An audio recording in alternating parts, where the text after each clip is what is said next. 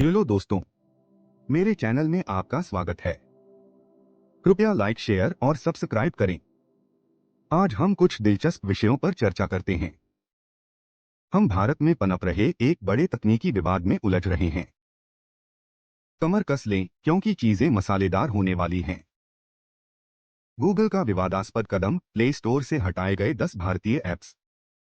Google ने अपने play store से 10 लोकप्रिय भारतीय ऐप्स को हटाकर विवाद खड़ा कर दिया है, जिससे इसके सबसे तेजी से बढ़ते बाजारों में से एक में गर्म बहस छिड़ गई है।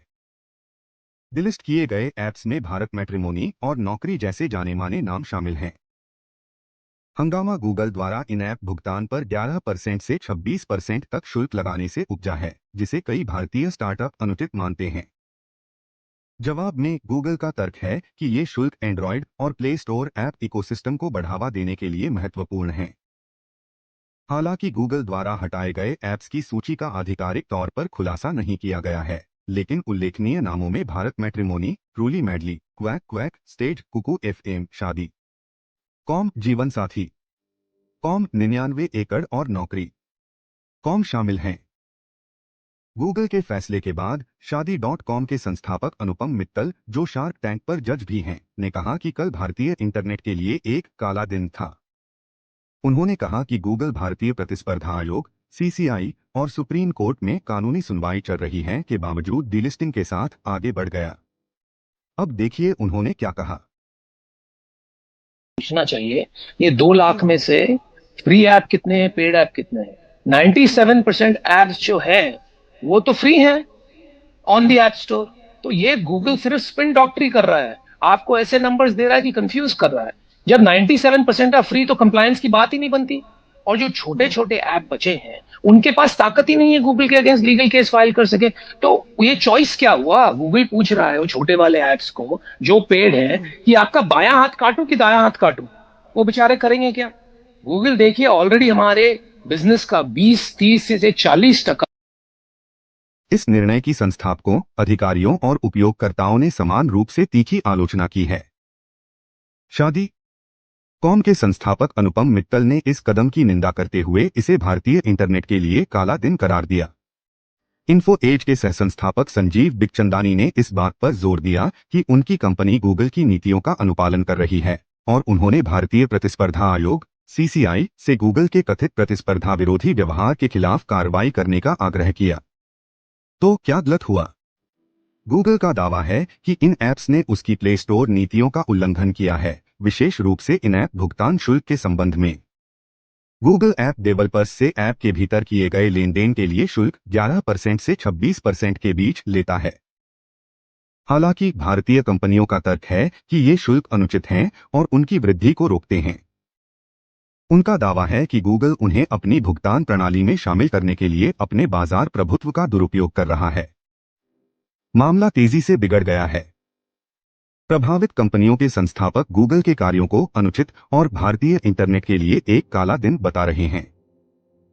कई यूजर्स ट्रेंडिंग में शामिल हो गए हैं। ऐप स्टोर नीतियों को लेकर गूगल और भारतीय कंपनियों के बीच यह झड़प पहली नहीं है। 2020 में गूगल ने कथित नीति उल्लंघनों के लिए लोकप्रिय भारतीय भुगतान ऐप पेटीएम को प्ले स्टोर से कुछ समय के लिए हटा दिया था। भारतीय बाजार में गूगल का प्रभुत्व, जहां 94% फोन उसके एंड्रॉयड प्लेटफॉर्म पर चलते हैं, इस कदम के महत्व को रेखांकित करता है। इन ऐप्स को हटाने से लाखों उपयोगकर्ता आवश्यक सेवाओं तक पहुंच से वंचित हो गए हैं, जिससे उपभोक्ताओं और प्रभावित कंपनियों दोनों पर इसके प्रभाव को लेकर चिंताएं बढ़ गई हैं। हमारे साथ बने रहें क्योंकि हम गूगल की कार्रवाइयों के निहितार्थ और भारत में ऐप स्टोर नीतियों के भविष्य पर गहराई से चर्चा कर रहे हैं। नवीनतम अपडेट के लिए सदस्यता लेना न भूलें। अगले अपडेट। अब हम कृत्रिम बुद्धिमत्ता की दुनिया में होने वाले एक बड़े टकराव में गोता लगा रहे हैं। कमर कस लें क्योंकि चीजें जटिल और संभावित रूप से खतरनाक होने वाली हैं। एलोन मस्क बनाम ओपनएआई, एआई के भविष्य के लिए एक लड़ाई।